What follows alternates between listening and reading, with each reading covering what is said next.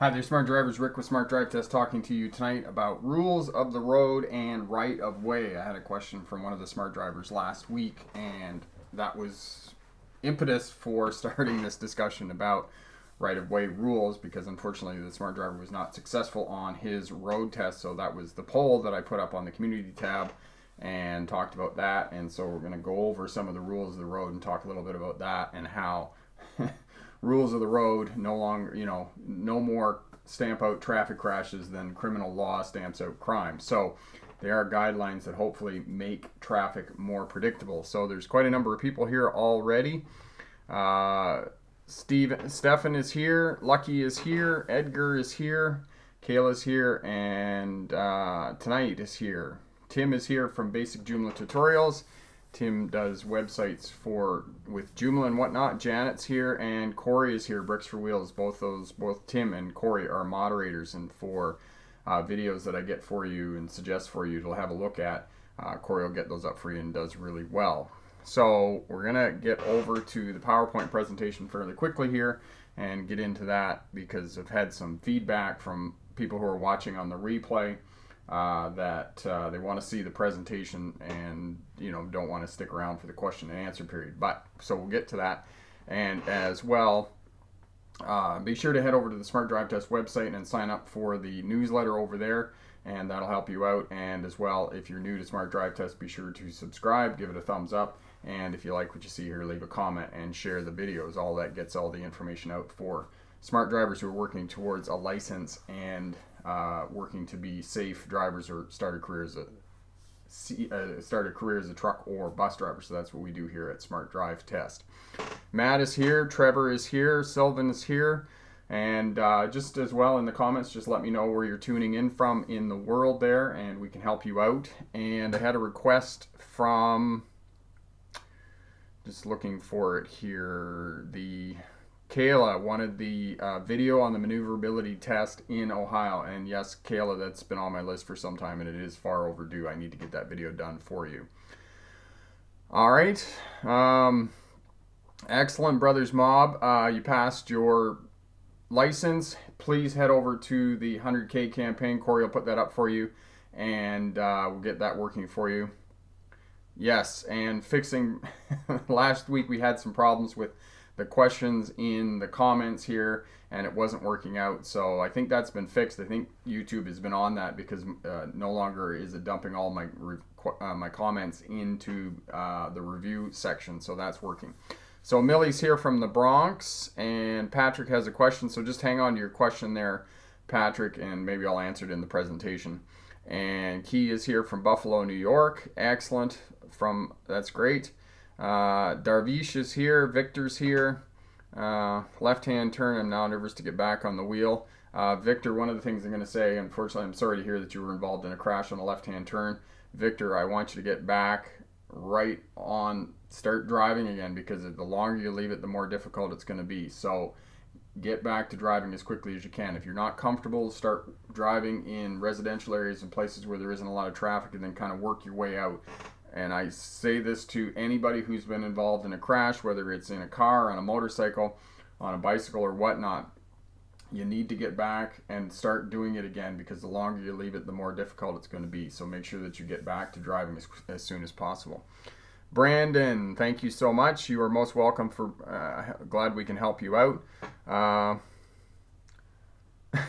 The letter A by itself. So I think that's what was happening. That was one of the things. Thanks for that, Tim.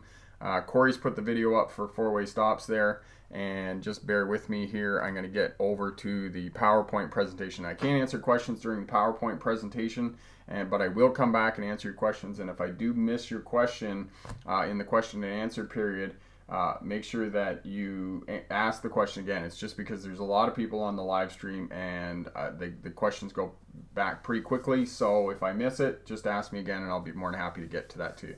And if I don't get to it tonight in the live stream, send me an email, rick@smartdrivetest.com, and I'll be more than happy to help you out or leave a comment in one of the videos. I try and get to those every day or 2 days at the least. All right, so Darvish is here. Thank you so much for all that. And Brandon, excellent. Okay, and here we go.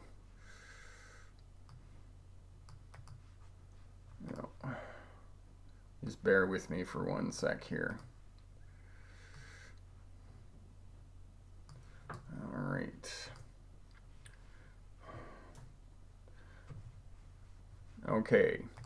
So tonight we're talking about rules of the road and right of way.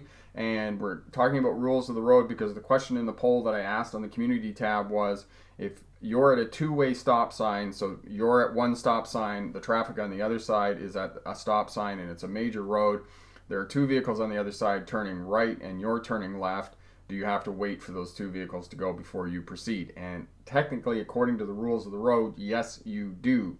If there is sufficient gap between the first vehicle and the second vehicle, say for example the driver of the second vehicle isn't paying attention, you might be able to sneak in between the two vehicles, but for the purposes of a road test, you would let those two right turning vehicles turn before you proceeded, because at a two-way stop, and I'll talk about this in a little more detail, straight through vehicles have the right of way over turning vehicles, and right hand turning vehicles have the right of way over left turning vehicles. So we're going to talk about that a little bit more.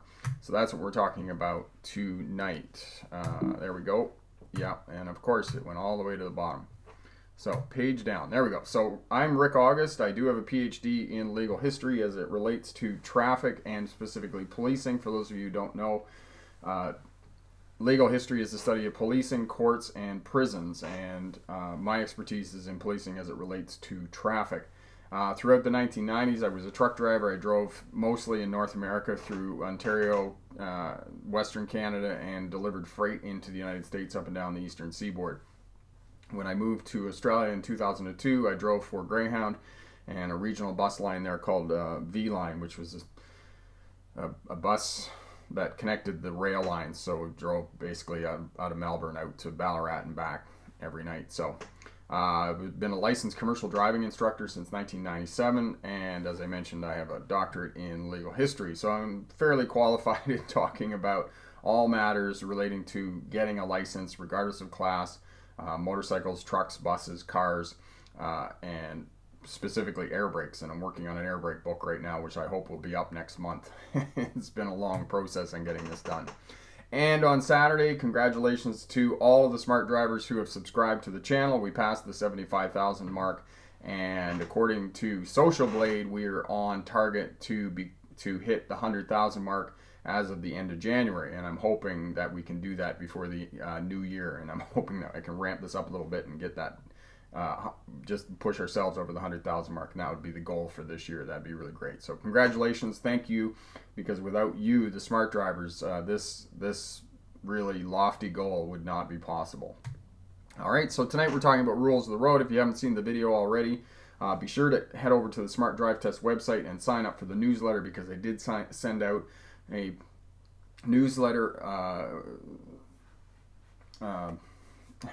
announcing tonight's live stream and giving this video so you can have a look at this, and I go through all the rules of the road for different roads and those types of things, and some fairly specialized roads and that sort of thing, and I talk about construction and whatnot. So it's a good overall video, and I go out and stand at the intersections and talk about each intersection that you're going to encounter on a road test when you're driving. All right, and if you've been successful in passing a road test in the last week, make sure that you head over to the Smart Drive Test website and sign up for the 100,000 K campaign. In the next year, we're going to help 100,000 drivers earn their license regardless of class of license. So motorcycle, cars, trucks, buses, and air brakes. So if you've done that, head over there, sign up for that. And as well, everybody who signs up for the 100,000 K campaign is going to go in a draw that will be the draw for a $100 gas card every month. So you're going to be eligible. You're going to be eligible for that. That's what I was trying to say. Eligible for the $100 gas card. All right. So road rules are often broken, as you know. Anybody who's driven knows that people kind of use road rules as a loose guideline, and most people who drive and break road rules see them as kind of, it's a victimless crime. For example, when they speed, they're not hurting anybody else, so they see it as a victimless crime. If they don't come to a complete stop at a stop sign, it's not hurting anybody else. So most people would be of the opinion that when they drive, if nobody else gets hurt, it's a victimless crime. So, but as I like to say to people, because people have said to me that, don't always obey the road rules and those types of things, and most people don't after they get their license, a short period after they get their license. We know that after 3 months, most people subscribe to social driving. They follow the traffic flow. They don't come to complete stops at stop signs, and they follow too close. They don't keep a good distance and whatnot. So all of those traits of social driving apply a short time after getting a license. And some people say to me, well, you need to follow the road rules. Well, road rules no more prevent traffic crashes than criminal law prevents crime. So road rules for most people who drive serve as a loose guideline of how they're supposed to behave and act on the roadway. All right, so just going quickly through the road rules that do apply to those of you who are going to get a license. Two-way stops. So the basic fundamental rules for two-way stops are that traffic on the minor road is yielding and giving way to the traffic on the major road. This is what the purpose of most two-way stops. You'll also see two-way stops at T intersections. So straight through traffic has the right of way over turning traffic, and right turning vehicles have the right of way over left turning vehicles. And you can see here in the top picture there that car B will have the right of way over car A. Car A will have to wait because it's turning right, and this is the other side of the road. Obviously, they're driving on the left side of the road. But for the right turning vehicle there, which would be the left turning vehicle for those of us who drive on the right here in North America, car B has the right of way over car A. Now, the bottom one, both vehicles are turning left, so both vehicles can turn left at the same time. And this is common at four-way stops, where essentially it gets to the point where, yes, the first vehicle to arrive and the vehicle on the right, but the alternating lanes of traffic will take turns, and both left turning vehicles can turn left at the same time. Now, again, I'll just say this as I repeat again and again. Even though you have the right of way, you can be right or you can be dead right. If somebody else insists that they're going to go, you're going to have to give up the right of way. So yield and give way signs, you're going to treat yield signs the same as you're going to treat two-way stops. It's the same rule. So even though you're not required to come to a complete stop, straight through traffic has the right of way over turning traffic, and right-hand turning vehicles have the right of way over left turning vehicles. Make sure that you look twice before and go once. And this picture here, this instance here at the bottom where car A is turning right and car B is turning left, and again, this is on the left side of the road, would be car A would be turning left and car A would be turning right for those of us in North America. The yield sign and the stop sign, the give way sign has the right of way over the stop sign. They can go first. But it's very unlikely, even in a road test situation, that both of those cars are going to arrive at the intersection at exactly the same time. But if they're both sitting there waiting for the cross traffic to go, then it's going to be the right-hand turning vehicle that has the right of way, because car A does have to give way to the other vehicles and it's turning left.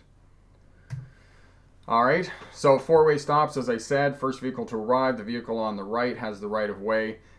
Any road user that's in the intersection has the right of way. So here in this image, the pedestrian in the intersection has the right of way. And again, watch the video on four-way stops, which Corey's already put up, and you will see that the alternating lanes of traffic will take turns. So if one lane of traffic is going straight through, the two vehicles across from each other will both go straight through at the same time, or alternately, if they're both turning left, they'll turn left at the same time, and then the other lane of traffic will go. So it alternates back and forth. All right, freeways are another place that you have to give the right of way, and in a number of states in the U.S., they will have yield signs at the top of the on-ramp which indicates that the onus of responsibility is on the merging driver, and it really is on the merging driver. And if you do this correctly, when you're coming out on the on-ramp, which leads into the acceleration lane, and once you're on the acceleration lane, you'll see the continuity lines on the left. Continuity lines are road markings that are half as long and twice as wide.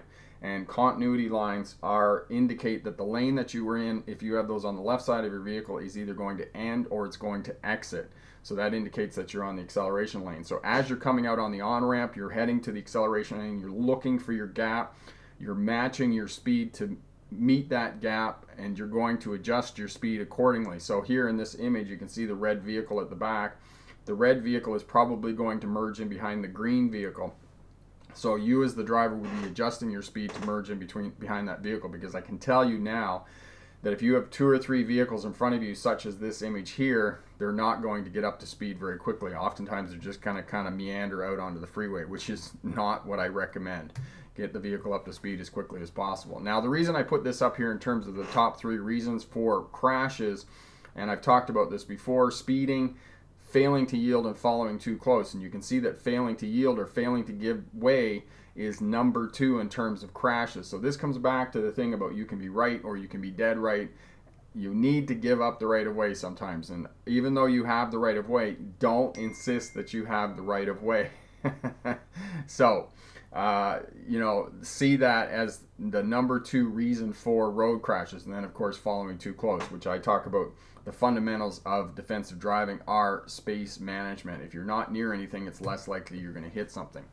So, case study. So what prompted all of this in terms of talking about road rules and who has the right of way was a question from a smart driver who was unsuccessful on a road test and asked me who had the right of way, because the smart driver was making a left-hand turn at a 2-way stop, and across from where the driver had stopped, there were 2 vehicles making a right-hand turn. Well, one turned, and then I guess the driving examiner said something about the fact that he had to go. Now, I can't make specific judgments on that call by the examiner because I wasn't there, so I don't know the exact situation, but I do know, and I can tell you definitively, that if you're waiting to turn left and there are 2 vehicles across from you at a 2-way stop waiting to turn right, then you have to wait for those 2 right-hand turning vehicles. It may be mitigated by the amount of time between the 2 vehicles turning right, but for the most part, 75% of smart drivers did in fact get this question right, that you need to wait for the 2 right-turning vehicles.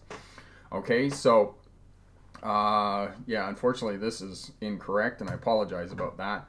So that's what you need to do, and that's what the road rules are. And again, it comes back to the right of way is never taken, the right of way is always given. So in other words, if one of these vehicles is in the intersection, you're going to have to wait for that vehicle in the intersection. It doesn't matter who has the right of way. All right. And there it goes.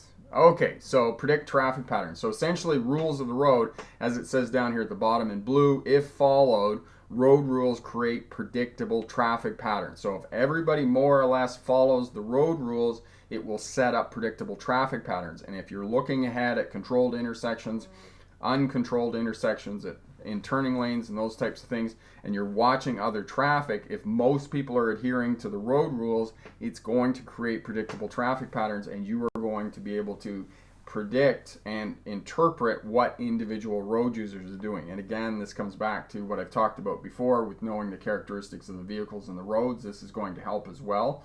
And as well, spring, summer, fall, and other times of the year, you're going to have different vehicles on the roadway, which are going to set up unpredictable traffic patterns. So this snowmobiler here coming down over the bank onto a roadway has to give way, because essentially the rule of giving way from a private driveway or roadway applies to the rider on the snowmobile, but he or she may not know that and may not give up the right of way. So if you're coming up there and you see that snowmobile coming down there, I would strongly recommend that you have your foot covering the brake and you're taking evasive action so that you can potentially stop or avoid a crash with that snowmobiler coming down over the bank. Okay, so good luck on your road test, and remember, when it comes to rules of the road and right of way, pick the best answer, not necessarily the right answer. So I'll just go back over and then I'll start answering questions here. All right. Transition. Okay, so we got that. Hi there. We're back, and lots of questions, I'm sure. All right, and as I said, if I don't get to your question, just ask your question again and remind me, and I'll be more than happy to get to your question. Okay, so Darvish, I'm struggling to drive straight. Sometimes my wheels right or left. I feel I'm micromanaging my steering. Can you suggest any strategies to control too much movement? Yes. Darvish, what you're doing is you're not looking far enough down the road, so you need to look farther down the road and look for landmarks. And Corey will put the video up for you on centering your vehicle in the roadway, and that'll help you to stop micromanaging the steering wheel, because you really shouldn't be micromanaging the steering wheel in this day and age. I mean, unless there's something wrong with your vehicle and the steering needs to be fixed or whatnot. But for the most part, you should be able to look farther down the road and hold the vehicle in the center of the roadway. All right, Odie. I downloaded all of your lengthy YouTube discussion. It was the daily background in my car while I was driving. I just passed my license last August only by watching your videos. Oh, that's awesome, Odie. Congratulations. Make sure you head over to the Smart Drive Test website and sign up for the 100K campaign. Register for that. And yeah, that lets us know there. Matt liked the Terminator picture there. Yeah, it was came up on the road rage incident. So yeah, you wouldn't want that happening.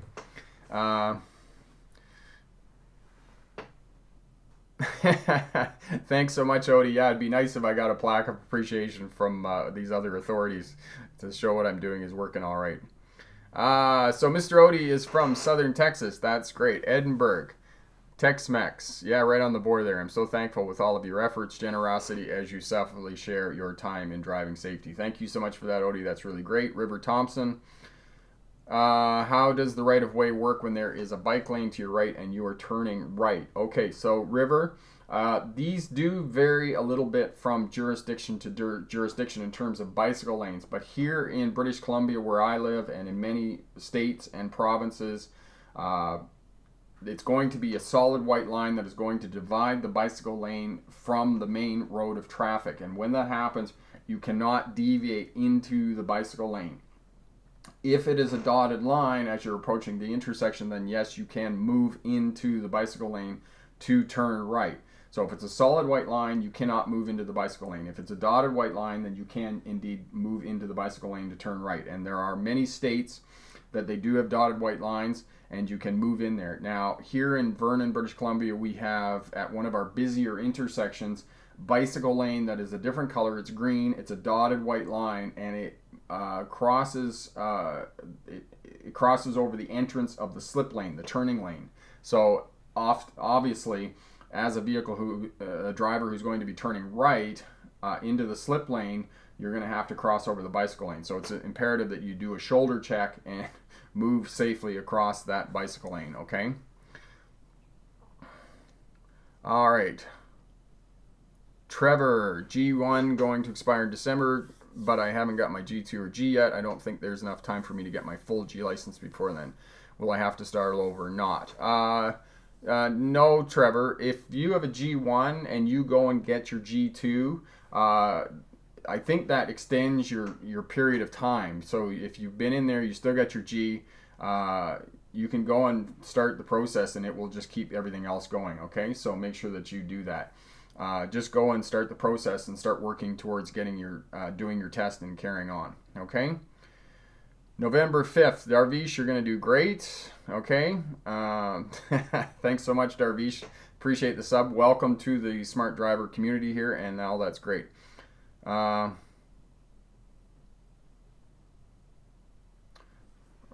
classmate is leaving today. Oh, I'm sorry to hear that, Jaden.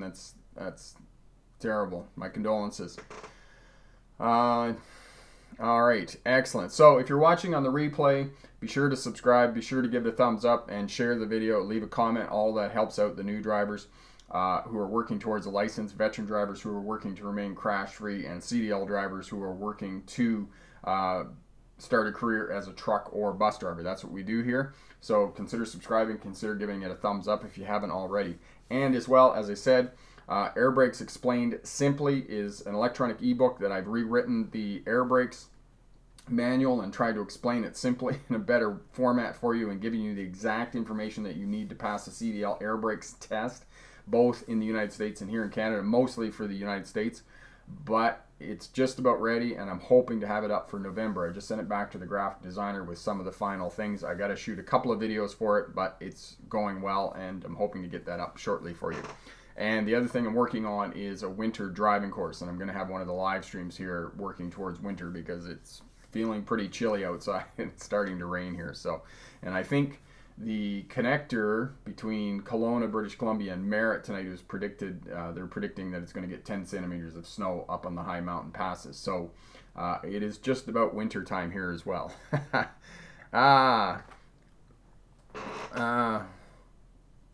Ab, good evening. How are you? Where are you tuning in from? Darvish, Rick, do you have a list of things that will be an automatic fail on a road test? I would like to know this as I don't want to make any mistakes on my road test. Darvish, what I would suggest to you is to focus on what you are going to do right on your road test. And it's more important to focus on that. However, at one and the same time, Darvish, there is a video here on what to look for in terms of things that are going to cause you to fail your road test, okay? Excellent. Okay. Chronic. Do M&S tires pass the winter tires to insurance companies? Yes, they do. Chronic, there's a video. Do I have a video on winter tires? Yes, with Gary at Tireland here in Vernon. I have an interview with him. He talks about winter tires, and M&S stands for mud and snow. And yes, they will pass for winter tires and in the mountain passes and those types of things here in British Columbia and other provinces, okay? Sebastian, I had this person refuse to slow speed and let me merge on when I had to do in 0.4 miles. I was upset with him. He needs to be tuning into you on Sunday nights. Thank you, Sebastian. But I don't think he's going to. As I said, the onus of responsibility in terms of merging onto a highway or a freeway is really with the person who is merging. So unfortunately, I don't think that, even if the person does tune out, it's not going to help them. Liam, what does a bike symbol with 2 arrows above it mean in New York City? Liam, I would have to specifically look at that, but where are the arrows pointing, Liam? That would be the other thing I need to know. Okay. Ab, watching you from Windsor. I passed my full G after watching your videos. Now my wife is going for a G2 test. I told her to watch your videos. That's awesome. So congratulations there in Windsor. That's really awesome. Ashley's here. I'm doing fine. How are you tonight, Ashley? Epic, you're right about my four-way stop being complicated sometimes, but my general rule is that I usually let the vehicle on the right to go first, then myself. Epic, most of the time that's going to work for you if the four-way stop isn't too busy, but if you find that the four-way stops are busy, as they may be during morning rush hour or in the afternoon, you're going to want to alternate with the alternating lanes of traffic, because it's going to move more vehicles through the intersection as opposed to always giving way to the vehicle on the right. Because if you give way to the vehicle on the right, it may confuse other drivers as to what's going on. So what I might suggest is have a look at the video and then just kind of maybe go down to a four-way stop when they are busy and have a look at how the traffic moves through that, and that'll give you a little bit more understanding of how all of that works. Okay. Jamie Davis is getting upset. Yeah. Okay, Hall Phase is here. Hi there, Hall Phase. Hopefully tonight you're not going to get banned as it was happening last week. So Ashley is in from Florida. That's great. As the weather's starting to cool down there, Ashley in Florida. Juk 24, pretty unrelated, but sometimes at night I can't see the lanes when 2 lanes suddenly turn to 3 or vice versa. Yes, that can be a problem, Juk, for sure. And be sure to have a look at the night driving video, and that will give you some tips and techniques for being able to find the road and determining when the lanes are going to change. For example, when they're going to go from 2 to 3 lanes or 3 lanes to 2 lanes. Okay, so have a look at all of that. Hall Phase, how many people get their licenses in Canada per year, do you know? I don't know how many in Canada, Hall Phase, but I do know that in the province of British Columbia, which has a population of about 12 million, there are 60,000 new licenses a year. So that's a fair number. So I don't know whether you can extrapolate that or not, but I'm sure you'd be able to find that information out fairly easily. Okay, 380, they're colloquially called sharrows. They define a bike lane that occupies a vehicle lane. Space must be adhered between bicycles and motor vehicles. Okay, excellent. Thank you for that, 380.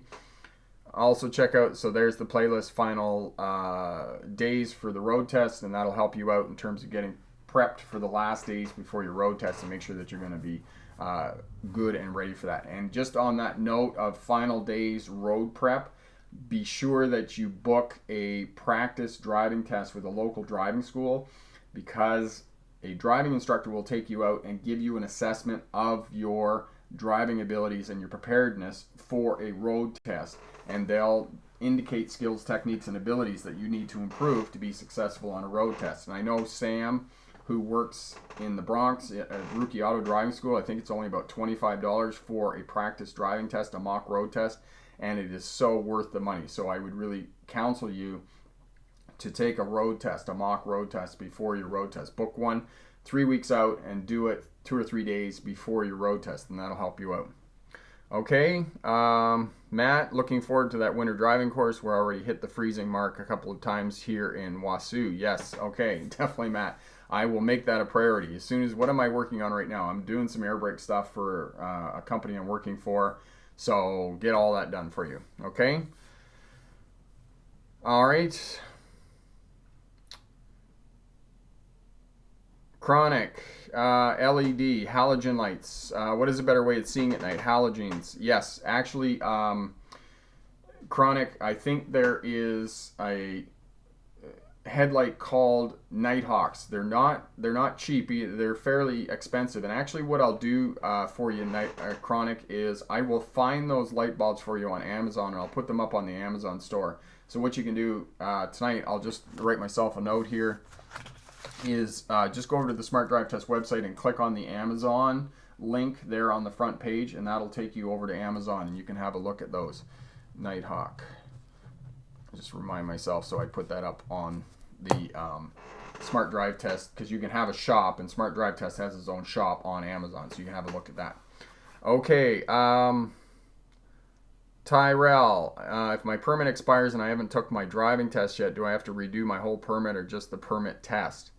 No, you'll just, Tyrell, I don't know where you are in North America here, or where you are in the world rather. You may just have to go in and rewrite the theory test, but you may also have to redo the whole thing again. So I don't know. I would get in touch with the examination center where you're going to be taking your test and ask them about that and what you need to do for that. Okay? Royal Rooter, sent dash cam. Yep, was wondering if you've received it. Actually, I haven't. I don't know whether I've received it yet, Royal. I'm going to have a look for that, and I'll write myself a note for that as well. It's been just a crazy busy week. I've been finishing up this project that just has gone over. So, Royal video. Okay, so I'm going to have a look at that too. So I've written myself a note.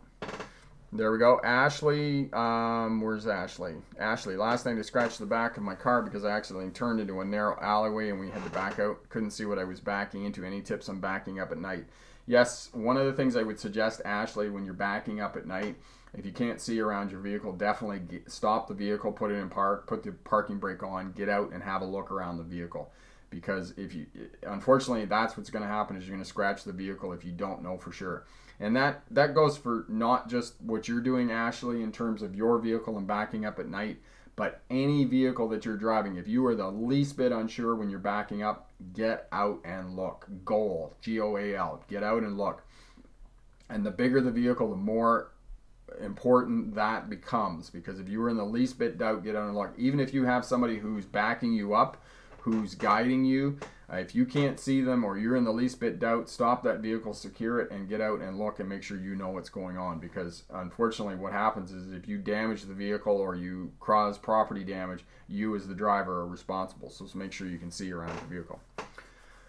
All right, Claudia, thanks for your tips. I passed my test 3 weeks ago. You're awesome. Excellent. Thank you so much, Claudia. And if you don't mind, if you could head over to the Smart Drive Test and register for the 100K campaign, which is our campaign to help 100,000 drivers pass the road test in the next year. That would be really great. Britt, can you do a video about intersections and what lane to turn to? I always get confused.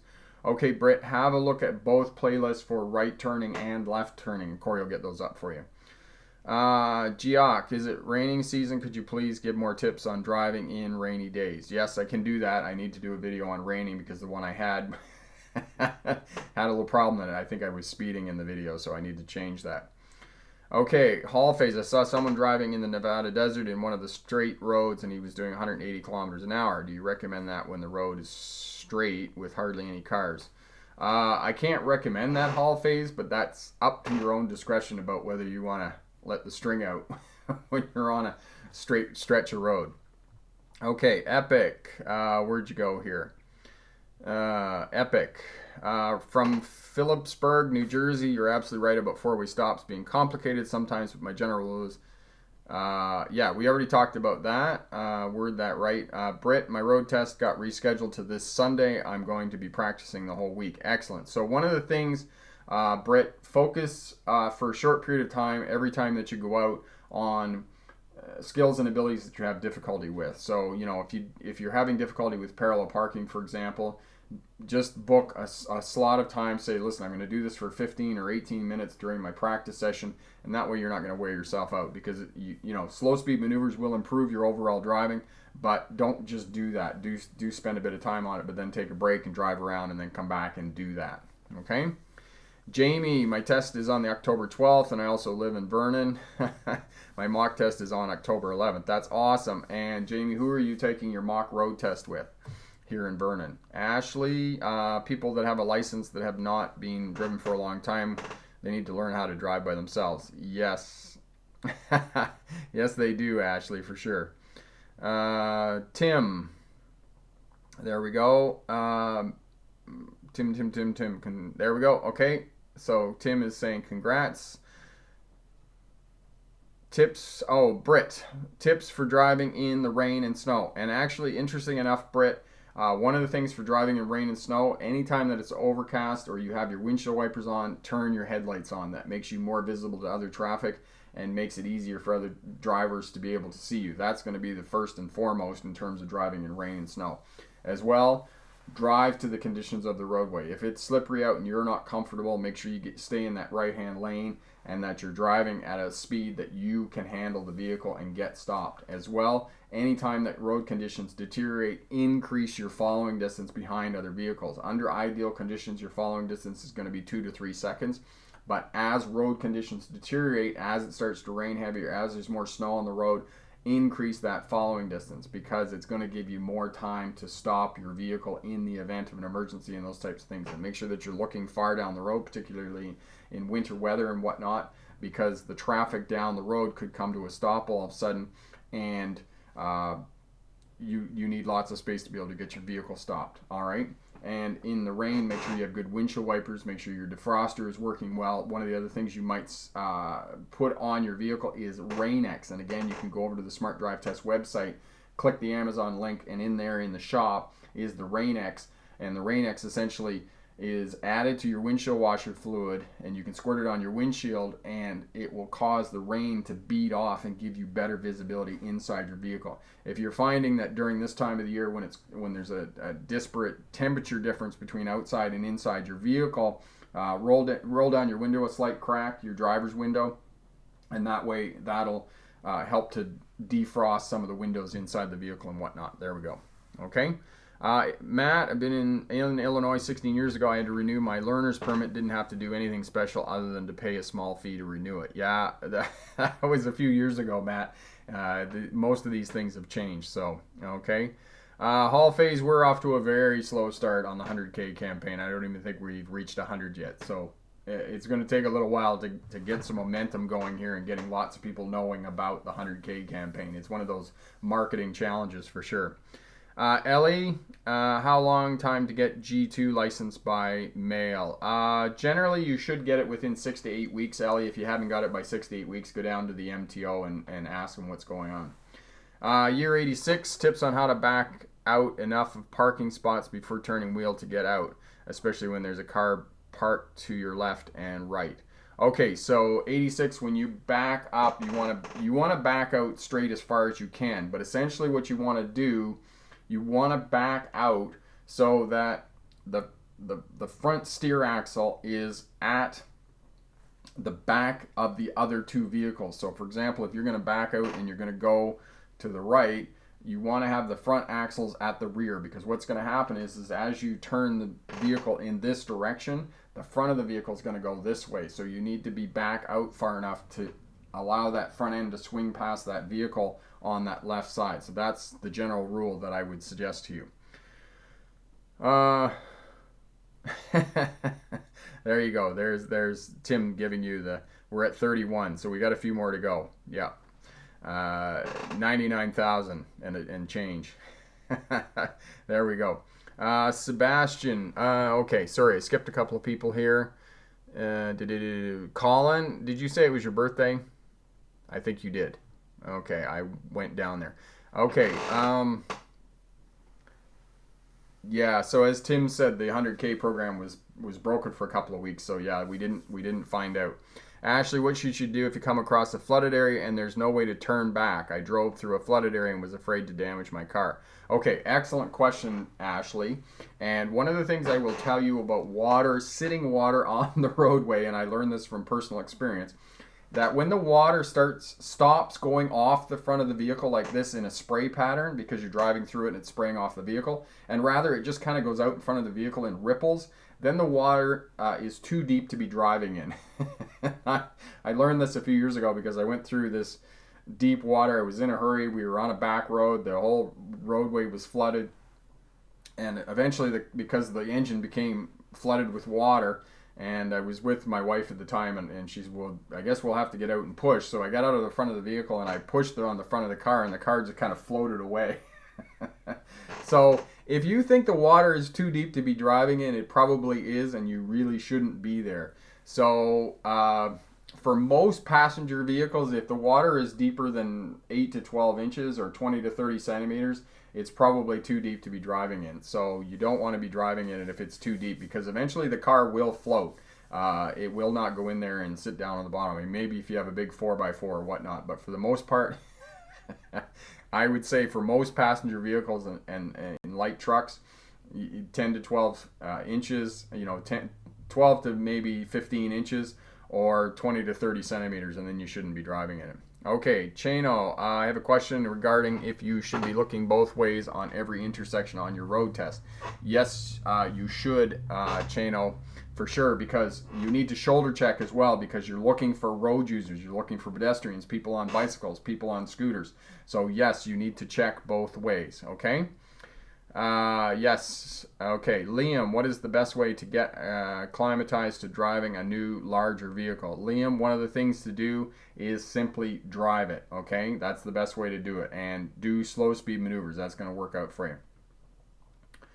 Excellent. So you're going with Rebecca with Live Another Day. That's great. So you're going to do great there, and she's going to give you awesome feedback to be successful there at the ICBC to take your test. I have a question about when I am turning right into a main road. I know that I should turn into the most right lane, but should I also consider the middle lane to be empty in case I take a wide turn? No. Awais, when you're turning left, you're going to go into the left lane. When you're turning right, you're going to go into the right lane. If you're turning wide, you need to go back and revisit the fundamentals, because you need to be able to turn from one lane of traffic into the other lane of traffic without going wide. If you go wide, you're not going to be successful in a road test. And Corey will put the video up here for you on learning to drive, and it'll give you some exercises with cones that you can do in a parking lot that will help you to improve your skills with the primary controls, the steering wheel, the brake, and the throttle, and combine those three primary controls together and have absolute control of that. Because if you don't have absolute control and you turn right and you deviate out into that middle lane, it's not likely you're going to be successful on your road test. So you need to improve those skills. Okay, Ryan, I'm late, but hello. Spent some time on parallel parking today. Currently not a fan. It's pretty tough. Yes, Ryan, it can be a bit tough there at the beginning, but it's going to be better. Hall phase, what am I working on? I was looking at the air brake book today, and I've got to do 2 videos for the air brake book. I got to do one on chaining up, how to put chains on a big truck, and I got to do another video on the 5 in-cab checks for air brakes. And I know for most of you who are doing passenger vehicle licenses, that is probably of no interest to you. But for CDL drivers and for the purposes of doing my book, Air Brakes Explained Simply, I need to get those 2 videos done. So that's what I'm working on. Royal, thanks a ton. I'm an ENT in Connecticut and would love to help you with your channel. I would love to provide you organically made dash cam video free of charge to supplement your lectures. Royal, that is incredibly generous, and I am greatly appreciative of that video, because that would just be incredibly helpful.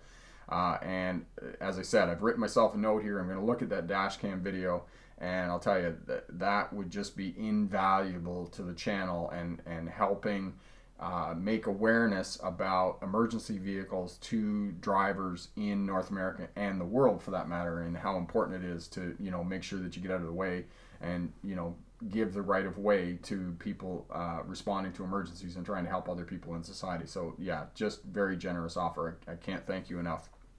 Sebastian, how many miles should you put new oil in your car? Okay, Sebastian, you should be changing the oil in your car every 5,000 kilometers or 3,000 miles on most regular oil changes. Some of the newer vehicles that will have synthetic oil in them, and you can go as much as 7,000 kilometers between oil changes. So have a look at the owner's manual, that will show you that as well. Corey will get you the video up here. I do have a video, Sebastian, on how to change the oil in your vehicle, and you can show you how to do that. And it's, it's fairly easy. I change the oil of my own vehicle. It only takes me about 20 minutes, and I can do it for about $30. And it's kind of fun, every once in a while I get out and tinker in my car. So you can do that. Jano, should you reduce your speed when passing a bicycle? I lost you there. Sorry about that. Where'd you go? There you go. No, you shouldn't pass, but you should move over to the left as far as possible. Vinny had my G1 for a while now, just went out to practice driving. Parallel park, 3-point turn, just from watching your videos for a couple of days, and my dad said I did better than he's ever seen. Excellent. We're so glad we can help you out, Vinny. That's really great. Yes, and practice is going to make you a better driver and help you be successful on your road test. What if I went to parallel park and there's a car behind me? Star, are you working towards your license test? Is that what you're doing? Because it's unlikely. I mean, in some cases, they will get you to park between two vehicles for the purposes of a road test, but most of the time, they're not going to get a vehicle behind you for the purposes of a road test. And have a look at the mock road test video here as well. Look at parallel parking, and that'll help you out. So, Drive Smart BC, that's Tim. He does some really great work and has really awesome resources at Drive Smart BC. And I do encourage you to head over there and look at Tim's website as well. He's got really great blog information for road rules and those types of things. Thank you so much. Thank you so much, Tim, for that encouragement and compliment. It's really great, and I'm glad that we're helping a lot of people out, and I really endorse what you're doing there at Drive Smart BC as well, and you're doing some awesome work too, and certainly helped me out and whatnot, particularly with a question a few weeks back about turning left from a one-way street onto another one-way street or a roadway, and that you can do that. So a little bit of interesting road rules and what we're talking about tonight. Hall phase, what do you do if the car floats? Well, unfortunately, what's going to happen, Hall phase, after a short period of time is the car is going to sink. And eventually what happened was all the footwells in the car did fill up with water. So they'll know that eventually it will sink, but for the most part it will float for a short period of time too. So if you do end up in a crash and you end up out on the water or whatnot, it will float for a short period of time and give you an opportunity to get out of the vehicle. Okay, Corey, I don't know how universal it is, but I was taught to not turn from backing out a lot until the steering wheels is physically farther back than the car is next to you. Yes, if you have that much space, Corey, then I recommend that as well. And I know that some parking lots are going to be fairly tight, and if it is fairly tight, you want to wait until the front steer tires are kind of in line with the back bumpers. But what you said there is absolutely right. You want to wait until you're absolutely completely out of the space. If you have that much room, then by all means do that, because it adds a buffer of space and safety for you while you're backing out of the space. Odie, encountered this on my license exam, theory exam, true or false? Don't know the answer here. Is it animal-drawn vehicles on the roadway do not have the same rights and duties as a motor vehicle operator? That's interesting, Odie, and I would have to look that up. It's particularly interesting because where my mom lives in Ontario, dealing with the Mennonites and a lot of horse-drawn vehicles along the sides of the roads. And there's a video here, and Corey will get that up for you, on slow-moving vehicles. And I put some of the Mennonites in there. And that would make sense to me, because a lot of the animal-drawn vehicles are not going to be able to do the same speed limit, attain the same speeds as motor vehicles. So that would make sense to me. But Odie, just remind me where you are in the world there, and I'll have a look at that. Jano, where'd you go? I'm running behind here. I'm going to have to catch up. I'd like to help. Thank you for helping me get through my G2 test and my G road test I'm about to take in Toronto on October 15th. Well, congratulations on preparing for that and taking your test. That's a great feat, and good luck on your test. Be sure to stop back and let us know how that goes. Driven before, I'm 59. How many lessons should I take? Nancy, I would suggest that what you do is go to a driving school and go out for an evaluation and get the driving instructor to give you some specific feedback, because I mean, you may have an aptitude for driving, and you may not have to take very many, or you might have to take a few more. So it'll kind of depend on that. So that's what I would recommend that you do, is go to a driving school and take an evaluation and see what the examiner or the driving instructor says. And the other thing, Nancy, I would suggest to you is find a driving instructor that works with seniors, because especially seniors who are older and going for retesting, that's going to be your best bet, and they're going to be able to help you the most. All right. Ryan, no, I haven't posted the thing. Like I said, I'm coming back to Smart Drive Test here. I've been away for the summer, and I'm finishing up another project, and I'm excited to get back here and get going on all this stuff again. And I'm going to leave myself a note for that as well. There we go. And I've written a note. I got that down there, so get that done. Okay, Awas, thank you, especially for the link. You're most welcome. Royal, no dash cam video from the ambulance, unfortunately, but I have plenty of footage from my personal vehicle. Excellent. That's going to help out. How often do you get an oil change? I change my oil in my Honda every 5,000 kilometers haul phase. Chris, I got pulled over with my G1 by police. What should I do? I have a court in 2 months. Chris, what was the infraction that the police pulled you over for? All right, 380. Where'd you go? I agree with Roy. I can also send over personal vehicle unknown how similar our laws are, but always willing to help. No, that'd be great, 380, if you could do that as well. Essentially, I think what I'm going to do is dash cam. I'll set up a Google Drive, and then we can drop it in there, because I know some of this video footage can get fairly big.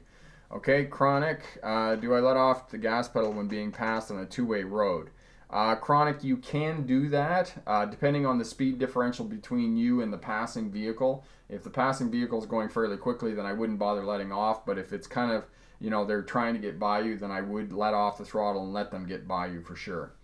Okay, Ashley, okay, I'm going to learn how to drive by myself. Excellent. And Ashley, if you have some trepidation about that, about driving by yourself, start on residential places where there's low traffic density, and just get used to it. And then, as you become more comfortable with driving by yourself, then start to move out on busier roads and those types of things. And if you're uncomfortable driving by yourself, it's not a slight against you if you take somebody with you to kind of give you some advice. For example, if any of you having difficulty with turning left at complex intersections, then get somebody to go with you who can help you out, because judging gap is difficult, and if you have a veteran driver who has some experience in the vehicle with you, they can say, no, don't go, there's not enough gap, or those types of things. And that's a very experiential thing, and they can help you out with that. So do that as well. All right. Okay. Okay, Mariu, when you turn allowed if there's no signs. Yes, okay, I think you're talking about right-hand turns. Corey will get the video up for you on turning right on a red light and how to do that.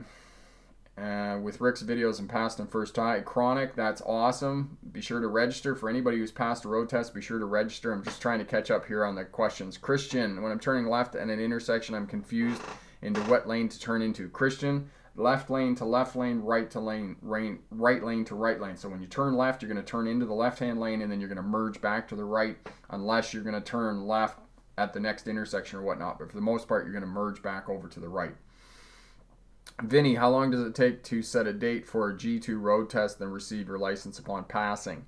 That I don't know, Vinny. It depends where you are in Ontario and how busy the MTO licensing center is going to be. So you would need to call them and see how far out you can book a road test. The other thing you can do, Vinny, is go through a driving school, because they get blocks of appointments at the MTO center. So through a driving school, you might get a sooner appointment, okay? Star, I meant if there is a car going after me in the line and I just want to parallel park, do I signal so the person behind me backs off, or should I look for another spot? No, Star, if you're parallel parking, you simply pull up beside the other vehicle, immediately put the vehicle into reverse, and you're going to already have your right signal. So as you're approaching the space, put your right signal on. When you get up 3 feet beside the other vehicle, put the vehicle into reverse right away, and that way your reverse lights are going to go on and your signal is going to be on, and the vehicle behind you is going to know that you're parallel parking, so they're going to wait for you. Okay, Chronic, you're most welcome. Edwin, hi there, how are you? No more rush. It was a question. No, I appreciate the reminder, Ryan. That really helps me out because I've got a lot of things going on right now, so I really appreciate that. Jano, I'm an experienced other drivers pressuring pedestrians. The crosswalk while turning left. Is this allowed? No, it's not allowed, Jano. If you start pressuring pedestrians and you start pushing through an intersection, especially on a road test, you are not going to be successful on a road test, so don't do that. Next week, excellent. We'll see you next week, Ryan. I really look forward to talking to you again. Okay, so I think we've got caught up here. Excellent. And we're just at the end of the hour here. So, again, if you're watching on the replay, if you like what you see here, give it a thumbs up. Be sure to subscribe to the channel. Head over to the Smart Drive Test website if you passed a road test and sign up for the 100K campaign, and be sure to sign up for the newsletter. That way I send out notices of when I get the winter driving courses up and those types of things, and all the information. I send that out for you and give you notices about what's going on in the Smart Drive Test world. And again, hit the thumbs up and be sure to subscribe if you like what you see here at Smart Drive Test. Thank you everyone for showing up. Thank you, Corey, for the great moderation on the channel, and I'm glad that YouTube figured out the comments and that everybody was able to get their comments through tonight. Last week it was a bit of a melee in terms of trying to get all that going. Kayla, I took my driver's test yesterday and I passed the driving part but failed the maneuverability part because I knocked over some cones. Excuse me. Sorry to hear that, Kayla. So do you just have to take the maneuverability part again, Kayla, or do you have to take the whole thing? Yes, darn cones. And somebody from Ohio asked me about that, so I'll write this down here and that'll remind me the Ohio thing. All right, so we're going to leave it there for tonight. Thank you again for your time and showing up and all your great questions. And remember, pick the best answer, not necessarily the right answer. Have a great night. Bye now.